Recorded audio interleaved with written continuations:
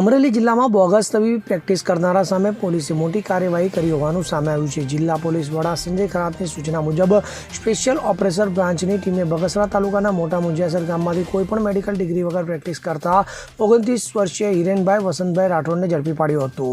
SOG PI RD ચૌધરીની ટીમે સ્થાનિક medical ઓફિસરની હાજરીમાં દરોડા પાડ્યા હતા. તો આરોપી પાસેથી એલોપેથિક દવાઓને મેડિકલને લગતા વિવિધ સાધનો મળી આવ્યા હતા. તો કુલ 53 વસ્તુઓ સાથે 9001.81નો મુદ્દામાલ જપ્ત કરવામાં આવ્યો હતો. પોલીસ વડાએ જણાવ્યું હતું કે બોગસ ડિગ્રી વગર ક્લિનિક ચલાવી મેડિકલ પ્રેક્ટિસ કરવાથી દર્દીઓની જિંદગી જોખમમાં મુકાઈ છે. તો આ સમગ્ર મામલે બગસરા પોલીસ સ્ટેશનમાં ગુનો નોંધવામાં આવ્યો છે અને આગળની તપાસ હાથ ધરવામાં આવી હોવાનું જણાવવામાં આવ્યું હતું. તો જપ્ત કરાયેલો મુદ્દામાલ બગસરા પોલીસને સોંપવામાં આવ્યો છે.